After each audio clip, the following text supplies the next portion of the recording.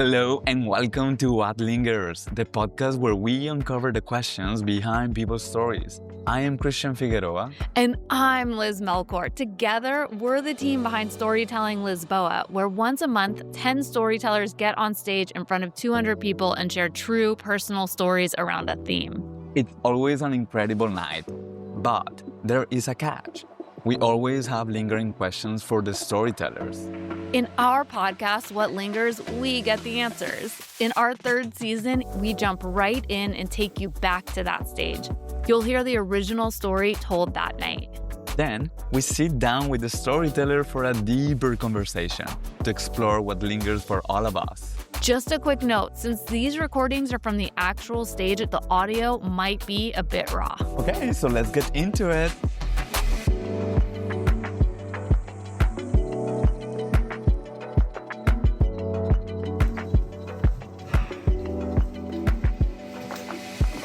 I'd just like to say before I start that what I tell in this story might be illegal, I'm not sure.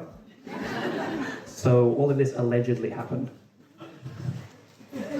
When I was around 11 years old, I was a pain in the ass to everyone around me. And I had one best friend. And because this all allegedly happened, I'll use an anonymous name. His name was Leland Gentry. And Leland Gentry and I, he was a bit of a troublemaker, and we didn't have anywhere better to go than just the streets in the city that I grew up in. And we found out you could have a lot of fun in supermarkets. We first tried an experiment where we went to the cashier with the most expensive box of condoms we could find. And we asked for the price, and then they told us the price, it'd be like €7. And we said, Abdul, which in Indonesian translates to, oh my God, no way. And we left, we went to the stationery section, got some tape and lube, came back, and then put them on the counter, and you ask if they have a plastic bag. Now the reactions on these cashiers' faces normally took a second. They saw us go for a condom, they saw us come back with tape, lube, and ask if you have a plastic bag. And it was really funny because some took longer than others, some wouldn't even check us out because they didn't believe us. But we started realizing you could only do this once per supermarket, because the moment you do it once, they realize you're not buying anything seriously. And so me and Leland, we were scouting, and then we realized we don't have to buy the item for it to be funny. And so we felt morally bankrupt if we took things from people's baskets. But there's nothing wrong with putting things in people's baskets. After all, they don't have to buy what we put in the basket. And so we found a grocery store that we were going to play our pranks on for the night. And it was really good because the layout, the bottom floor was a supermarket, and then there was a big hole in the ceiling, and the second floor was like clothes and trinkets and like tourist items. No one went to the second floor, and the staircase was actually hidden and like behind the freezer section. And so this was perfect setup for us to then put things in people's baskets, go upstairs, go between the clothes, and then watch the cashier as the drama unfolded. We got really good at this, okay? I'm gonna give you some of the strategies about putting things in people's baskets, allegedly. So there are 3 things you need to make sure of. 1 is weight, okay? If something's too heavy and you put it in someone's basket, they'll feel it go. The secret is, when people go to the freezer aisle where all the ice cream is, they put their basket on the floor, open the door, and if you make conversation with them on the other side of where their basket is, they'll look at you, and it's free reign. You drop as much stuff as you want in there, and they won't know. Because also, when you put ice cream in your basket, it's going to be heavier afterwards. The second thing is material, okay? If it's too bright, no-go. If it's too big and it covers the rest of their stuff, they'll notice it, no-go. If it rattles, no-go, unless you're really sneaky. So, an example of something that rattles, but was a great one, was Viagra. So, I grew up in Indonesia, and you can buy everything over the counter. So, for example, if you buy Viagra, a very large cucumber, and a condom, and you put it in someone's basket, and then you run upstairs to your friend, and you go between the clothes rack, the funniest thing is, they get to the cashier, and both of them look surprised, and the guy, the more embarrassed they look, the more the cashier is certain it's their item. So sometimes people out of shame buy it. Most of the time they get there and then they say, I didn't want it anyways. And there's no way for them to justify that. Going, no. Even funnier is if two people are shopping at the same time, they think the other person put it in the basket. Okay, the third thing you need to make sure of if you're putting things in baskets is the dimensions. So if things are light and they're flat, they actually slide. It's really quite beautiful. They slide down the side of the basket and underneath the rest of the stuff. So it's only at the very end that they notice. And so one day we were there and we slipped. I hate this name. They were ribbed mutual climax ultra pleasure condoms for his and her pleasure. And we saw a couple come in and they were arguing and we were just sitting there in the freezer section, like, I don't know, like moving the ice cream around. They were arguing, they were pissed, right? They get through the front door, the guy picks up the basket, and then they stop talking. They're like really mad, right? They're just putting stuff in the basket. I just slip this, just right underneath the pineapple, it's fine. We run upstairs, and the funniest thing is when we get upstairs, the guy goes, he starts unpacking stuff. People don't look at the stuff they're unpacking when they're in the grocery store. They're just putting it on the tray. And he unpacks it, he notices it, he looks at her. She doesn't see him looking at her. He smiles. He checks it out, it goes through, and then he's packing up the bags on the other side. She starts paying. She sees him pack it into the bag. She smiles. At this point, we've saved a marriage, we've retired. So we found out that this actually has a term, right? It's called reverse pickpocketing, okay?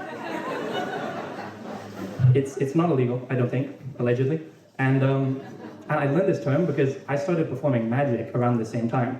So my dad's a magician, and he's actually the best magician in the world. He's also really big and strong, and he'll beat up all of your dads. And so he taught me a magic trick, and I was like, wait, it's that easy? He's like, yeah, you just have to make sure you do the trick before people notice that you were preparing, and then when you do the trick, it's just revealed, right? It's super easy. It's basically the same premise as us in the grocery store. And so one day, I remember the first ever magic trick I did. I was in a restaurant, and I had some things on the table, and I was laughing to myself. My family's like, what are you doing? Don't worry. I'm laughing to myself. They're like, okay, let's see the magic trick. I say, for you guys? No, never. And we leave the restaurant, and I go up to a random stranger, and I say, excuse me, can you pick a number from 1 to 10? Actually, for the sake of example, I'll actually do the magic trick here. So, Christian, could you give me a number from 1 to 10? 6? And I said to the person, you know, it's crazy that you chose a 6. They said, why is it crazy you chose 6? I'm like, because before I came here today, I knew you would pick a 6. And I wrote it on my body. And the person, their mind was blown. My dad starts laughing. He knows exactly what happened, yeah. And I said, that's magic. My dad said, the first rule of magic is you never reveal your secrets. I was actually going to give this whole talk on the rules of magic. That reaction is why I didn't. So the second rule of magic is never do the same trick twice, okay? So, Liz, you want to pick a number from 1 to 10? I'm walking down the street, 11-year-old me. 2. That's crazy, 2? This is too easy. I knew that you would pick 2, and actually like a week ago, I got a tattoo of the number 2 on my leg that you can see right there in big numbers.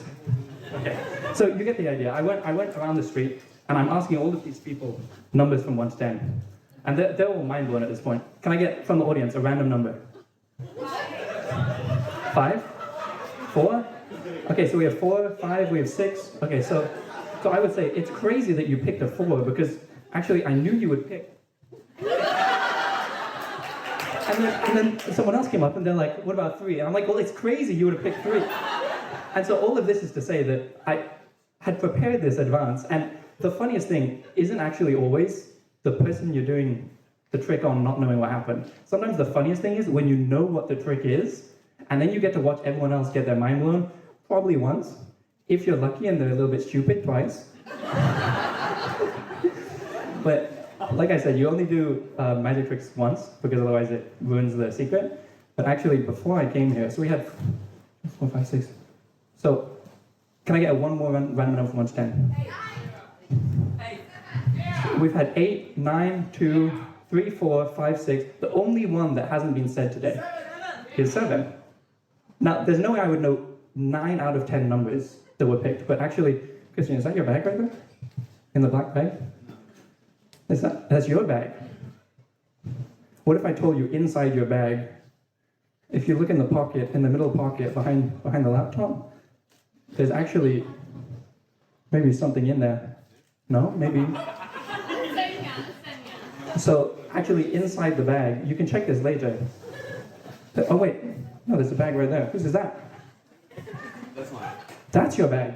I knew it was your bag. So there's a 7 in your bag, and later you can check it and see. But just know, if you take anything from this story, 1, never reveal your secrets. And then number 2, never do the same trick twice. Okay, thank you.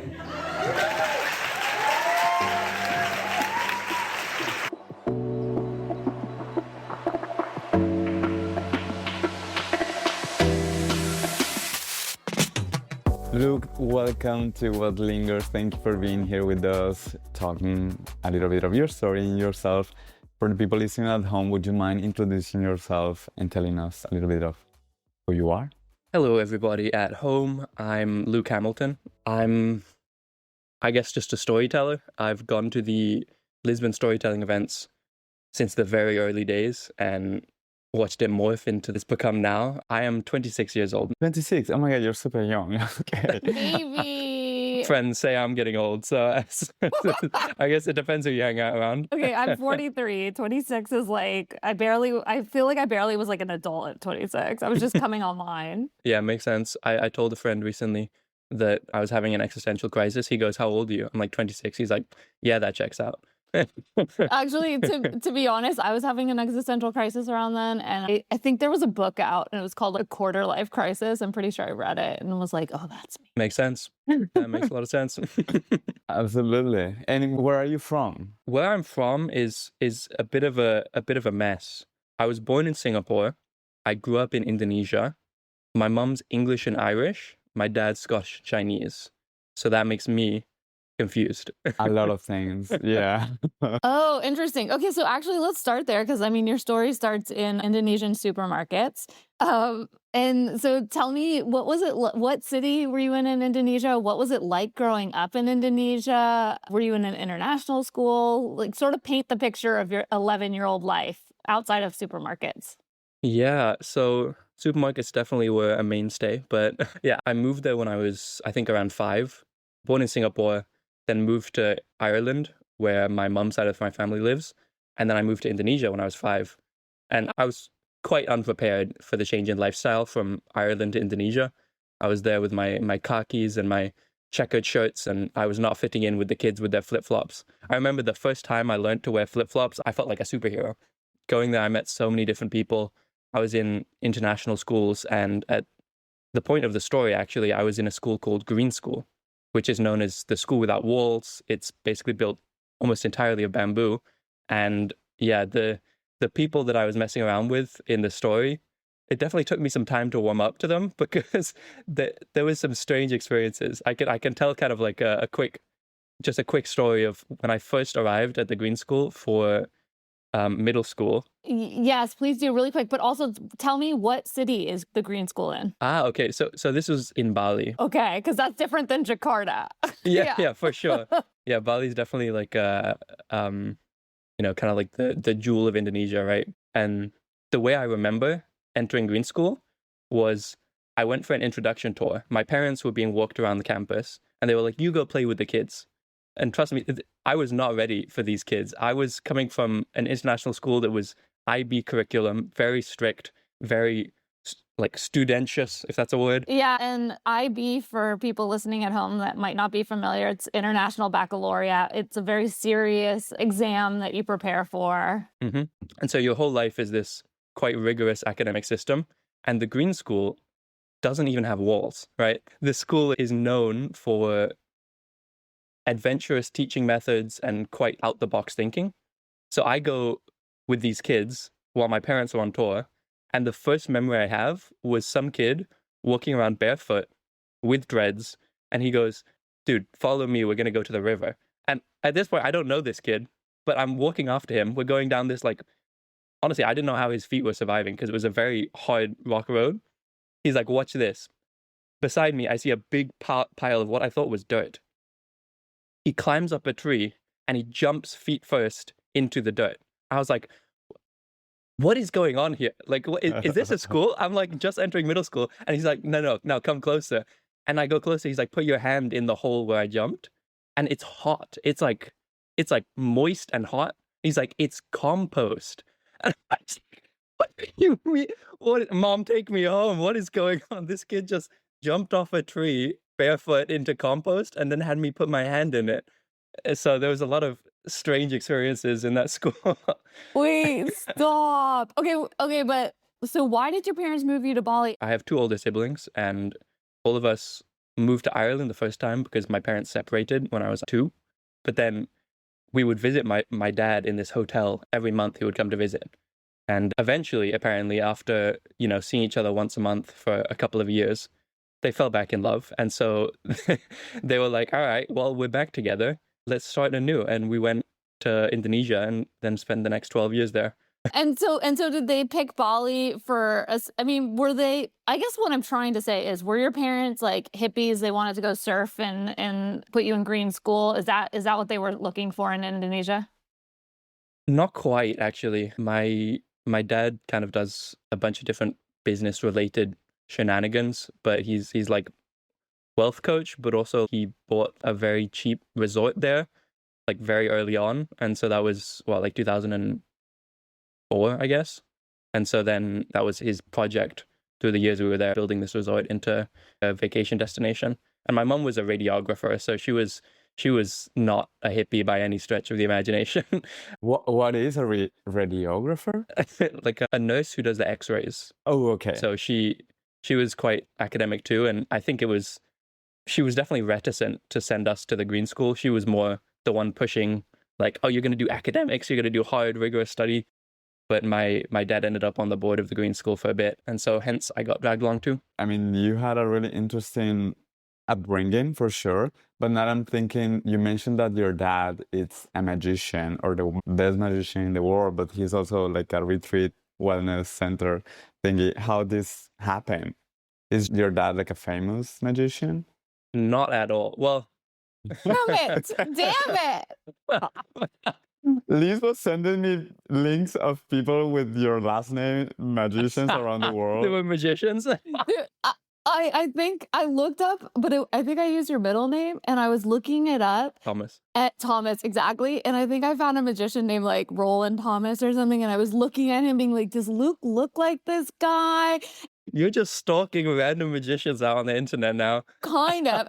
And I think it was like in Atlantic City and had like a show for a few months, and I was like, oh my gosh, this is so cool. Okay, I think this is a good point to kind of like give the caveat. One of the jokes I was saying was at the beginning was like, my dad's one of the best magicians in the world. He's also big and strong, and he'll beat up all your dads, right? And it was harping on the fact that, kids will compare fathers and they'll be like, oh, my dad's the best. My dad killed the Dead Sea, right? And it's like all of these kind of like harping on that kind of joke. But I see how maybe now you think my dad actually is an incredible magician. The point was, he's not at all. He knows one trick, and he tries to make it work with everyone he's ever met. Okay, yeah, your dad is not a magician. He's not a famous magician. He's done public speaking for a long time, and he's, like I said, I guess like wealth consultant is the term. Right now he's pretty caught up in different things, but because of the public speaking he's done and like sort of motivational speaking, I think he's quite comfortable in front of groups of people. And it was from him where I learned that a lot of great presentation, whether it's magic, whether it's giving a talk on stage, it's not about it being the most technical thing in the world. Like, I've seen him make slideshows for his presentations 10 minutes before he's up on stage. But then if you know how to interact with a crowd, how to communicate with people, how to present something well, how to build suspense, you can make something incredible out of nothing. And so the same applies to the magic tricks. He knew one sleight, right? And it wasn't very good. I'll say that with my full heart. But he manages to make it such an incredible performance because of how he presents it. Okay, so let's go back to Bali in this green school and meeting these wild kids probably. And then I guess at some point you have to adapt yourself to this environment and you make friends And if you can, you said that you were a pain in the ass when you were 11, mainly because you learned how to be a pain in the ass with these other kids that were also troublemakers, or what was how you ended up being there, and how you ended up being interested in magic as well, because they're like go along side by side. Yeah, sure. The pain in the ass definitely involves a fair amount of boredom and the context as well of, the ADHD. I think that plays a major role in it. When you're bored and you're looking for anything to do and you're also willing to do almost anything and pick up any hobby, it definitely leads you to realizing that you can have quite a lot of fun with almost, baby steps into dramatic irony, right? A child where you realize, oh, if your friend gets an inside joke but someone doesn't, that's actually really funny. And so me and my friends would go, onto the streets and we'd do lots of different fun pranks that, in retrospect, it was kind of causing a bit of a ruckus, but they were harmless pranks. Everyone starts with ding dong ditch, where you're like, objectively, you're being a pain in the ass for someone, but it's really funny for you guys, right? Ding dong ditch. Ding dong ditch is quite literal. You knock on someone's door or ring the doorbell, and then you run away really fast before they get there. And ideally, you get behind a bush and you can see the door when they open it, and then they look very confused as there's no one there. And then you can kind of like step up these pranks, And so we would do stuff like ghosting, which is basically you walk directly behind someone as close as possible for as long as possible without them noticing. And so, or we would like go into malls, and I had a drama class at this time, and I learned how to fake fall or like fake slap someone. And so we would just be like walking down and then just like the most exaggerated fall you've ever seen with like a tray or something, and just like, and then your friend would come and like pick you up and carry you as if he was taking you to the hospital, and the whole time you're like, a leg. So lots of funny pranks like that, where it's just kind of being a mm, ne'er-do-well. Oh my gosh, it cracks me up so much though too, because also I was such a good kid, like I would be way too scared to do something like these pranks, and these pranks are, I mean, they're hilarious to look back on, I guess. I don't know if it's hilarious for these people. One that was like quite funny was, everyone knows the interaction where you're walking on a sidewalk and then you walk and you're walking towards someone, they're facing you, you're facing them, and then you're both like, okay, so one of us has to step to the side, right? And if it's a narrow sidewalk, one of us is probably gonna have to step on the road, because in Indonesia the sidewalks are like, you can't call them sidewalks really. There's a subak, which is like a sort of like drainage river, and then there's like a tiny little sidewalk that motorbikes will also drive on. So basically, you don't want to walk on the road, you want to be on the sidewalk, but you can't both be on the sidewalk. So ideally, you want to do this with as innocent of a face as possible. You walk in the same direction as someone very slowly, and then you both look at each other, and then whenever they step to the side, you accidentally step the same direction as them. And ideally, you can do it as many times as possible without them noticing. So you just keep stepping back and forth off and on the sidewalk. And eventually, one of my friends figured out the funniest thing to do. If you step side to side with someone so many times, it looks like you're dancing. You just give up and you lay down on the floor.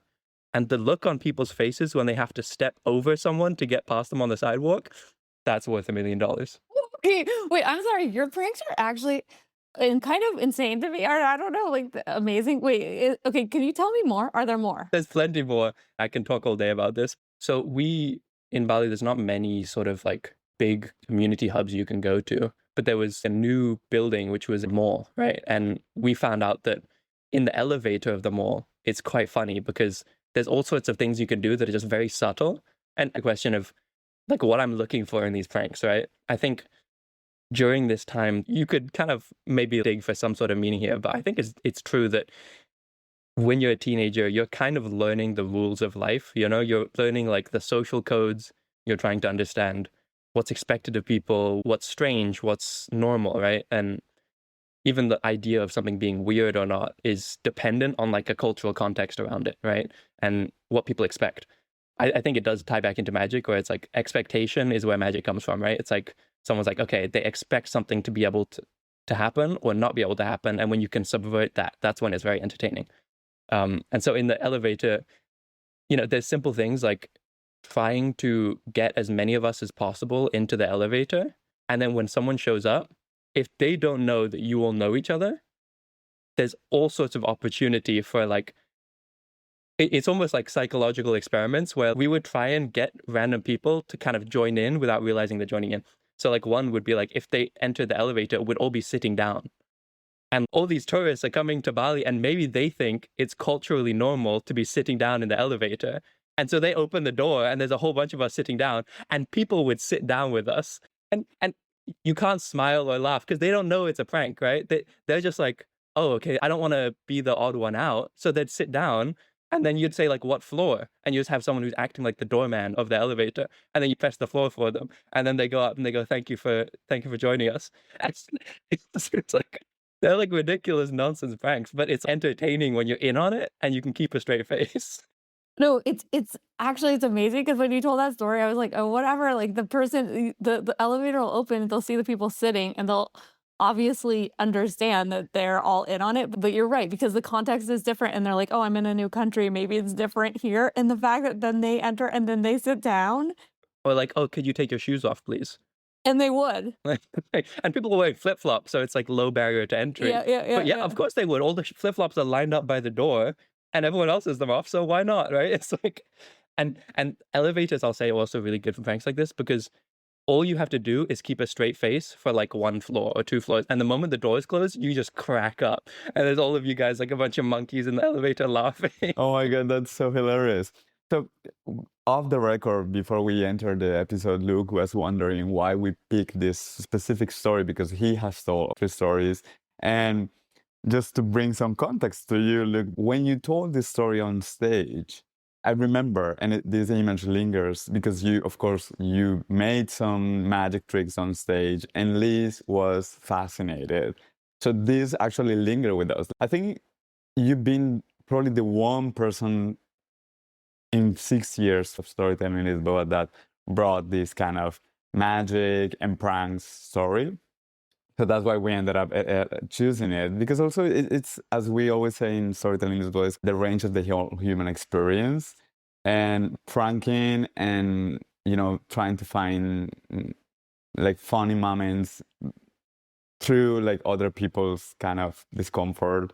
It's such a human thing. And also, as you were saying, when you are a child and you were a kid, I mean, I remember doing this little the ding dong ditch with my friends when I was in Colombia.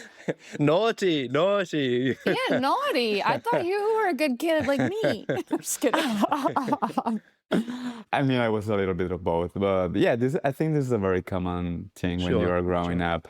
So that's why we chose your story. And that reminds me that I think another reason is one line in your story, which is a joke, which is like, oh, this story was originally going to be about the rules of magic.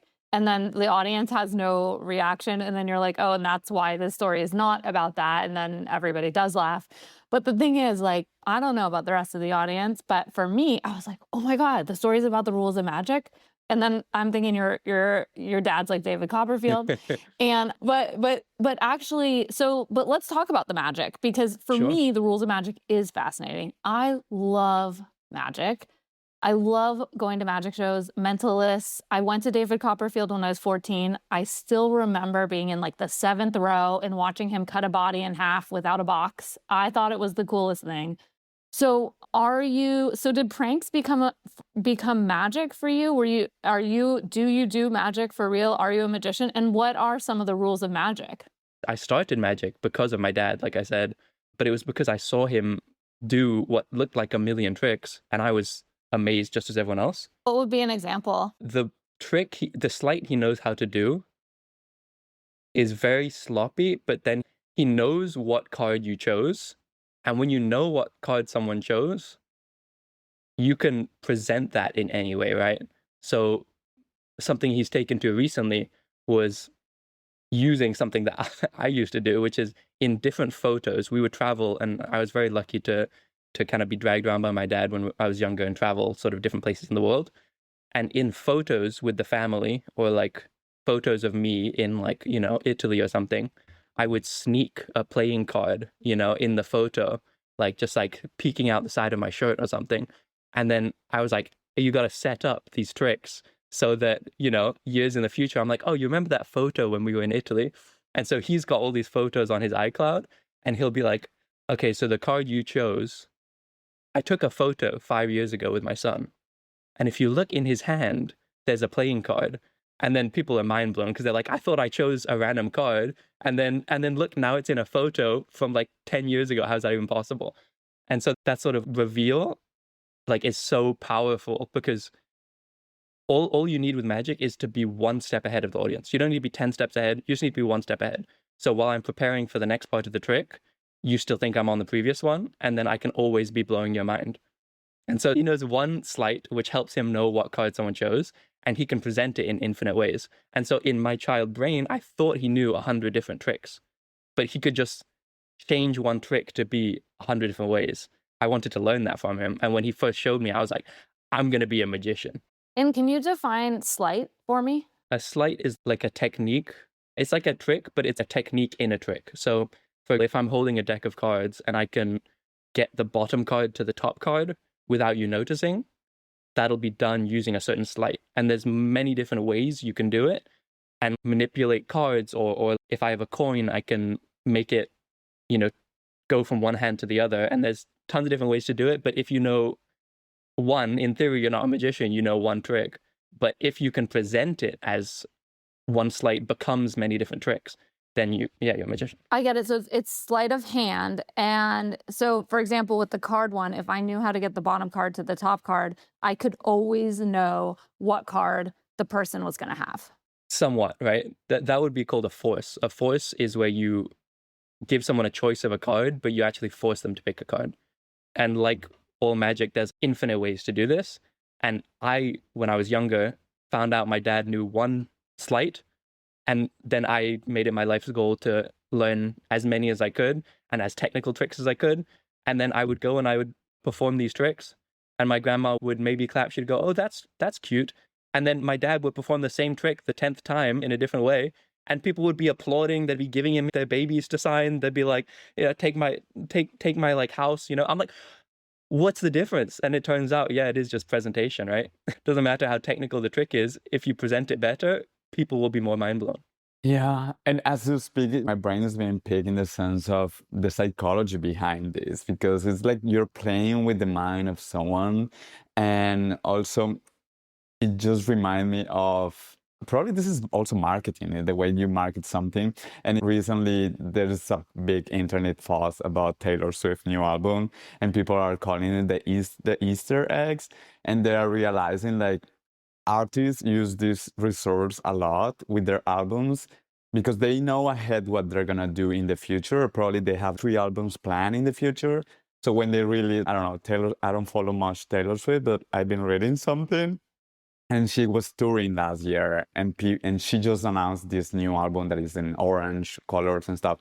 So the fans are going wild because they're going backward to their previous albums and the previous shows, and they're getting the Easter eggs, like the cues that she was releasing bits by bits, announcing this new album from this year. So she's planning for 2 years this strategy of delivering an information, and now that it's here, people are having their minds blown. So it reminds me you with the cards and the pictures like 10 years ago, and I was like, wow, you thought about this 10 years ago. Yeah.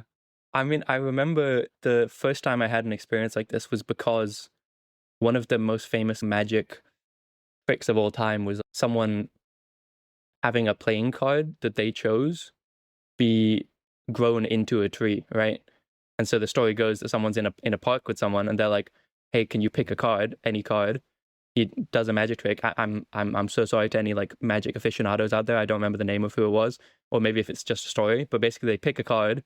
They sign the card. You do the classic, like, okay, your card jumps to the top. It jumps to like, my pocket, and then snaps his fingers, and it jumps to the tree that we're sitting beside. And inside the tree, grown into the tree, encased in like plexiglass, is the playing card signed by this guy. And, the story goes that the way it was done was he came to the guy 15 years ago in the same park. He got him to pick the same card, signed the card, and then he put it in like, plexiglass and put it in the tree, and the tree grew around it. And that kind of inspired me of this, like, oh, if someone can convince themselves that I teleported the card in this moment, that's already impressive. But if they're like, wait, I've not been to this place for years, so they would have had to prepare ahead of time. that sort of reveal for me was so impressive. So I started hiding cards in random places. My siblings would complain because they would say that they keep waking up and there's playing cards in their pillowcases. And both my siblings went to college and they kept finding like playing cards in their like belongings that like Oh. I had a big list of like, I would go to a family's house in like 2011. I would put a playing card behind one of their pieces of art. And then I wouldn't get to do a trick that month. But I was like, if I come back to Vietnam anytime in the next 15 years and they're in the same house, their minds are going to be blown. That's so funny. Wait, that's actually, I mean, I don't know, that's amazing to me. And I guess I just never even thought that you had to prepare magic tricks years in advance. So for you, what's the longest between doing this preparation for a trick and executing a trick? Good question. I think honestly, the ones that performed the best were the photo ones, because I was traveling a lot as a kid, like I said, and it made keeping track of belongings and where people were living more difficult. In, a little like nod to the people who have, I guess, seen my previous story, the one about Celebration where I got mugged. One of the most heartbreaking things about being mugged and my phone being stolen was I had a list of all of the cards I had hidden around the world on the notes app of that phone. And that was my first phone. And so, there were some playing cards. I don't know where they are now, right? I don't remember what's where, but like, I guess 5 years, 6 years, 7 years, because the photos were the only thing that survived and they were on my dad's iCloud, right? I didn't have any photos. And so he would have a photo and I was like, if I can somehow do a trick with this card and then ask him to check a photo, that's super impressive, right? But definitely preparation is a very important part of magic. And, I learned that because there would be a lot of times in my life where I was like, okay, I know this friend of mine likes magic and I would need to prepare a trick if they asked me to do a trick. And then if they don't ask me, I just end up having a card in my shoe for the whole night. So I'm very familiar with like preparation, and also sometimes preparation doesn't work out, but that's the price you pay to look nonchalant about it. You just walk around uncomfortably for the whole night and then never get to show it. And it kind of happened in your story because I remember that night you planted a card in what you thought it was my bag, and I had 3 bags. I always count like a lot of bags to storytelling, and then I kind of ruined your ending because I didn't have my bag with me, and you were like, "Wait, is that not your bag?" And my bag was like in 3 chairs from me. Oh my God, I have to talk about this. It is devastating. When I tell a story, I always try and think, what is my first line and what is my last line, right? What am I beginning with and what am I ending with? And this one, the last line was, I was like, okay, the whole lesson I'm trying to teach is never do the same trick twice, but I like to subvert the expectation, right? And so in the story, I'm like, okay, you understand the magic, but I really like revealing tricks to people, but I don't reveal all of magic, right? I like showing them something so they can think they know how it works. And then you subvert even that and you make them realize, oh, there's layers, right? Like there's magic for magicians, right? You can do a trick for a normal person, but sometimes a trick for a magician is actually like one level deeper that the normal person just thinks is normal, right? And so like I was like, okay, this would be a good opportunity to just do like a simple, okay, you've seen how this trick is done, but then here's something unbelievable, right? And the planting of the card was going to be like, I was like, okay, I'll get a card and I'll try and, you mentioned you like mentalism. It's one of my least like comfortable types of magic because it's not as reliable for me as other ones. And actually, can you just define the difference between magic and mentalism? Because I'm not even sure that I know the difference. Sure. Okay. So mentalism is, it was like what we were mentioning about like the psychology behind magic, right? Human brains have patterns that you can take advantage of if you're a magician. Both I can learn a sleight in terms of like, okay, I can move this card here, or I can learn kind of how the human brain works and then use that to make something impressive.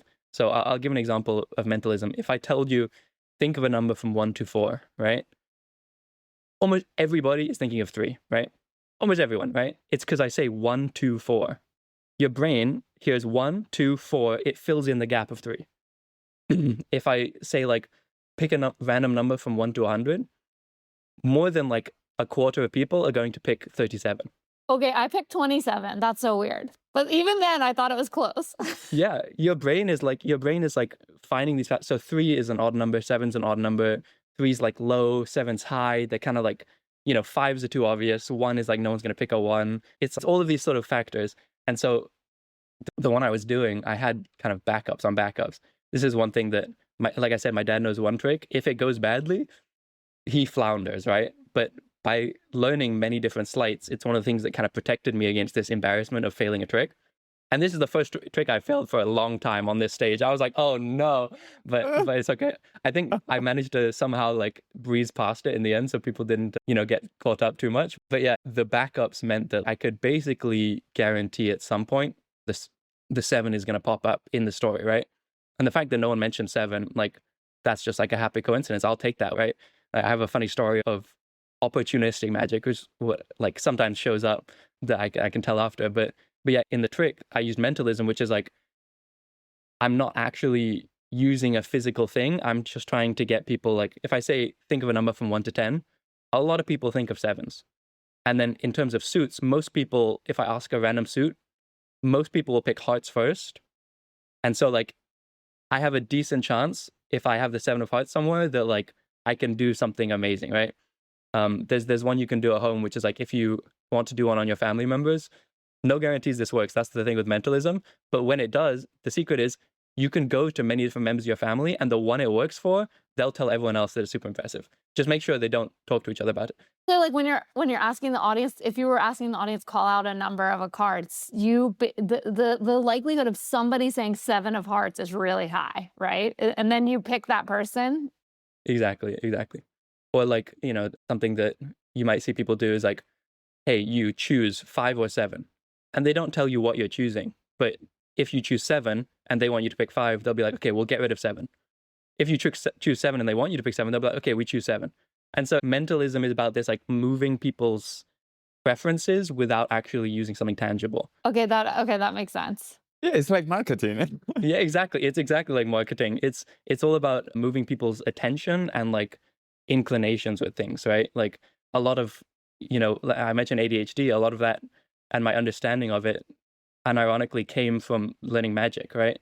Like one of the things you learn when you're doing sleight of hand is I need to misdirect people. And most people think misdirection is like, oh, let me just drop my phone on the table and now you look at my phone. Good misdirection is actually using like your brain. There's a famous magician who's actually a pickpocket. He's called Apollo Robbins.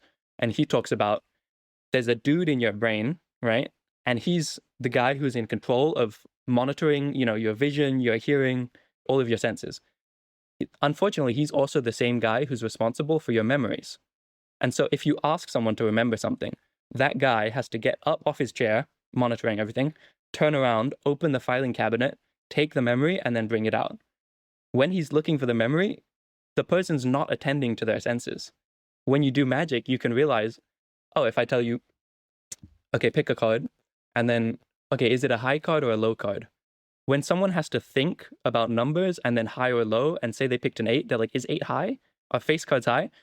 Their brain just turned the vision inwards. And my hands could be doing anything and they wouldn't notice. And because their eyes are looking at my hands, but their brain is not taking in input from their eyes at that moment because they're thinking. And so a lot of like mentalism is taking advantage of these cognitive blind spots people have, and be aware where people's attention goes is more important than what they're looking at. It's so interesting. And then let's go back into what we were talking about before, which is what failed at the very end of your story. What was the final line? You were going to say what was your ending line for the story, that you couldn't do it because I had the wrong bag with me. Yeah, I think 2 people had identical bags. They must have been, because I remember asking, I think Liz, I asked you, is this Christian's bag? And you're like, yeah. So I put the card in there. I had 2 bags that day. I had a couple of bags with me. Yeah, that was the problem. Yeah, the idea was that like I was doing one trick, which was, the numbers on my body. That's kind of like a gimmick, quite funny. But then, a playing card is like 1 of 52, so that seems way more unlikely. And then a number, like the odds of every number not being said, the one number not being said was, that was kind of just playing up the trick a little bit. But then the 7, like it was very opportune, and there was a 7 in your pack of cards, and then ideally you take it out and you're like in your bag, you take it out, and no one's seen me go near the bag all night, and it's like you can see that I would have drawn stuff on my body, but how would it get in your bag because you're the host? And then ideally when you stand up and you pick it up, your face of disbelief convinces everyone that you weren't in on it, right? Which would have been because you weren't in on it. Yeah. So yeah, it was. I was also considering at the beginning of the venue, like putting it on stage behind in the bookshelf, but I didn't arrive early enough to do that, unfortunately. I see. Yeah, and I guess you have to compute all these variables, like around, like anything can happen, right? I think the final line was never do the same trick twice, right? Or maybe never reveal all your secrets, right? It's just like something where it's like that thing of the master shows you everything you know, but not everything he knows, right? I think revealing magic is, I always try and make sure I show something that someone cannot explain, even with what I've shown to them, because that's the thing with magic. There's so much depth to it, and I don't want people to get to a point where they're like, "Oh, I know how it's done, so now magic isn't powerful," because you can always go deeper, right? Well, and I love magic and I wish to know the secrets too, because that's what I find so interesting is to know that you planted something 15 years before in a tree, that you planned it out, that you foresaw different combinations of reactions and all of that. Like that to me is so fascinating because there's an element of magic that just seems very psychological, right? And in some ways, as an 11-year-old, you were already studying because you were really studying the range of different reactions that people had in unexpected moments. And so, do you perform magic on a stage, or is this something more just for your friends and family? Yeah, it's mostly just for friends and family. It's something where I put an inordinate amount of time into it when I was a teenager. So I think I'm pretty good at it. And I've definitely, heard from people like, you should do something with it. But, magician isn't the most successful career. And I think there was also learning to present. Believe it or not, I'm very introverted. And so being extroverted and learning to present was quite an uphill battle for me. And so through magic was actually one of the first ways I learned that, because I was like, but I'm so much better than my dad at magic, but no one wants to see my tricks, right? And so I was kind of learning, okay, it applies to lots of different things in life. You don't get rewarded for some objective measure of skill. It's a lot of times how you can present that. And so for me, the idea of being a magician, there's so much presentation and preparation wise. I learned so many different techniques that it's very hard for things to go wrong for me now. And also I learned stuff that didn't use gimmicks, right? Like gimmicks is like, okay, I have to write the numbers on my body to do this trick. If I can do it with anyone's deck of cards, anyone's poker chips, anyone's coins or wallet or whatever, right? Then it's so much more impressive for them because they're like, he couldn't have prepared, right? And so that's the kind of thing that I focused more on. And, I'm always happy to perform some tricks. There's some friends of mine who every time I show up, they're like, show us a new one, show us a new one. And so I'm always happy to do that. I'm wondering if you're always having like a deck with you on your backpack. I don't know. You always have cards with you or something. I am. When you leave the house and you're like, oh, phone, wallet, keys. For me, it's phone, wallet, keys, cards. And one of the reasons it's stuck so much as well is because when I was growing up in Indonesia, I smoked cigarettes, right? And to quit cigarettes, one of the things that actually helped was magic, right? Unironically, having a deck of cards helped. One thing is with cigarettes, when you leave the house, it's phone, wallet, keys, cigarettes, right? And then the cigarettes is a square. Think about the dimensions of a playing card pack and the dimensions of cigarette box. It's very similar. The ritual of opening it is the same. Having something tactile with your hands is the same. And I know a lot of cardistry, which is where you kind of like dance with the cards. And I learned a lot of these like one-handed cuts or shuffles so that I could fidget when I was anxious. It's that feeling of like grabbing the pack out your pockets, opening it, taking the cards, and then like fidgeting. The only thing different is like you don't have the breathing aspect, which is like ritualistic, but everything else really fit for me to help quit cigarettes. And so even if I wasn't doing tricks, having them around helped. Also, to be fair, my family played a lot of card games growing up. And so when we were in a restaurant and I was bored, the ADHD kicking in, I would be playing cards. And there was just, a lot of having a pack of cards was like dual purpose. And I guess people like you are also the responsible of people finding cards on the street all the time, and nowadays it's become a trend like, oh yeah, I found a card on the street, I'm lucky or whatever. It's just like a magician like you just planting cards everywhere. Oh my gosh, I'm so glad to know. Maybe you ruined someone's trick. Yeah. Oh no, and you take it away. Oh my gosh, I absolutely love that. Okay, wait, one more question. Yeah, go ahead. When you were doing all these pranks, did you ever get in trouble? I almost got arrested in Singapore, Okay, that's a good one. What? Tell us that. I was in Singapore for a Model United Nations conference, which was definitely poor timing to be being like, like a hoodlum, you know? But my friends and I, like I said, we learned in drama class how to do fake slaps. We also learned how to do fake kicks and fake punches, right? And trust me, when you learn fake falls from a young age and you go to drama class and you learn fake punches, fake slaps, and fake kicks, you can make it look very convincing that you get in a fight. And so we were teenagers and we go to a Singapore metro because we're better to do it because it's lots of people, you know, they're like, you know, you're jostled up against each other. It makes sense. People are getting angsty, you know. Also in Singapore, it's extra funny because people are quite reserved over there and you kind of get even more uncomfortable looks from people, which, you know, fuels you as a teenager who's trying to cause a mess. But me and a friend of mine, we exit this metro and we're like, oh, like, I told you not to talk to my girl. No, you don't talk to my girl. And then just like fake punch. He goes flying. He stands up. He's like, what the fuck? Smacks me, right? I do the slap sound effect. I go flying. And then eventually we like, you know, we make up and people are like shocked, right? But then we're like, oh, it's fine, bro. I love you. Oh, I love you too. And then we like walk off together.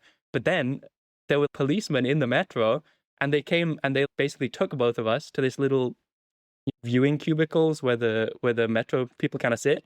And then they made us sit there and we're like, hey, it's just a prank. You're like, hey, it's not, don't worry, we like each other. It's fine. They're like, no, you can't be doing that. Not allowed to cause a ruckus in public. And we're like, oh no. And then, you know, those people who walk around the metros with the guns and like, you know, the really official police uniforms, they show up. There's two of them standing there looking at both of us with these guns. We're like, oh God, we fucked up. And so we're like freaking out. Eventually, they're trying to figure out what to get us with. And they're like, oh, I guess they didn't really do anything, right? But they intimidate us enough. And we're like, we're so sorry, please. I think, you know, we're probably tears coming up in our eyes that are genuine at this point. And they let us go. And they're like, just don't do it again. We're like, of course not. We get around the corner, we're like cracking up, trying not to be too loud. But yeah, that was definitely a close call on that one. I want to touch on something because you mentioned it a lot during the interview, is the ADHD thingy.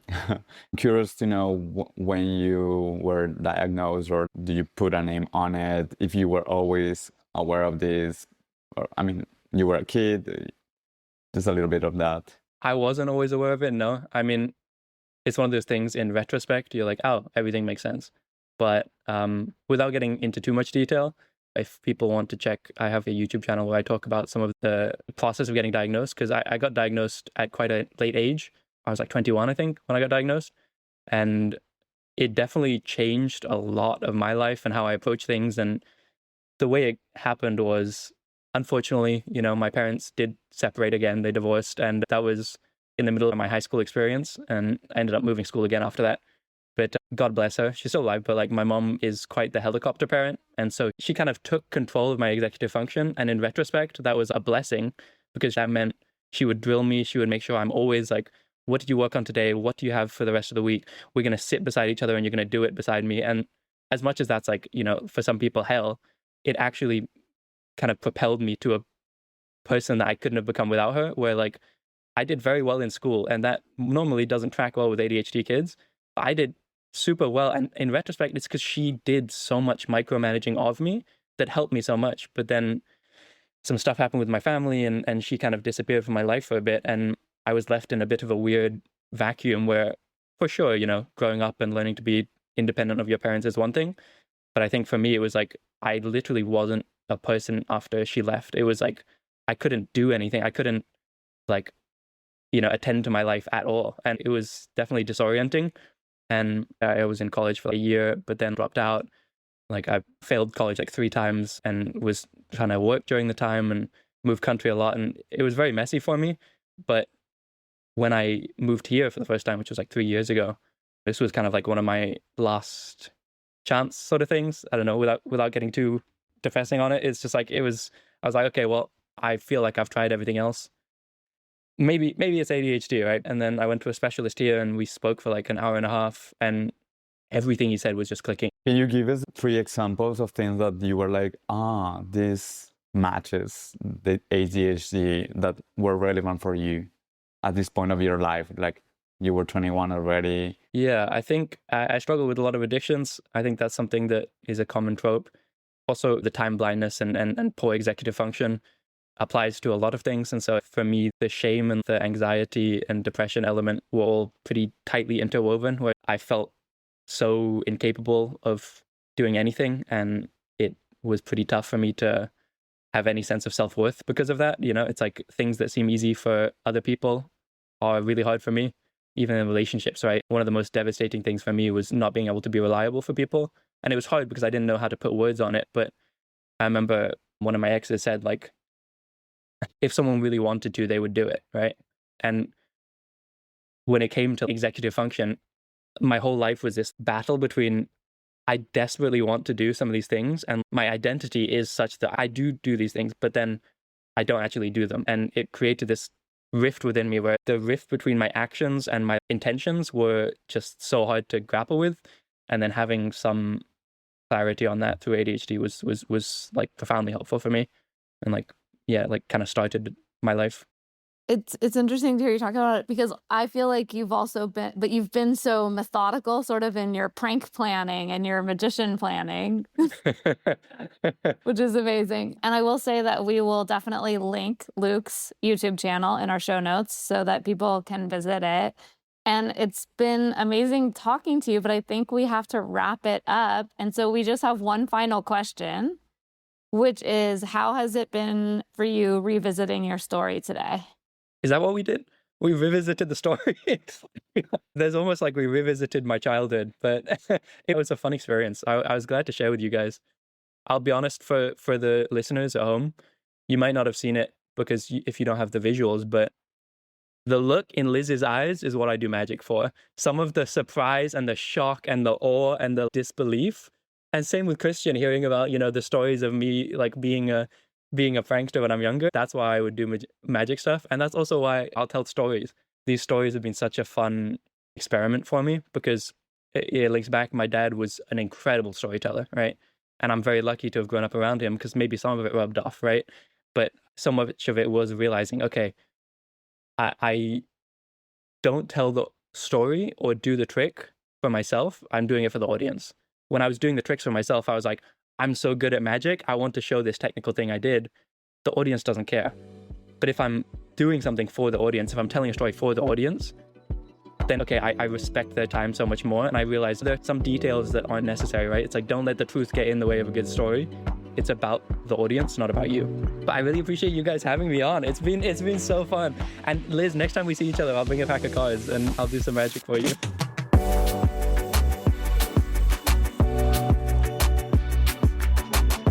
That's it for this episode of What Lingers. If you enjoyed it, please take a moment to rate and review the podcast. It really helps us reach more listeners.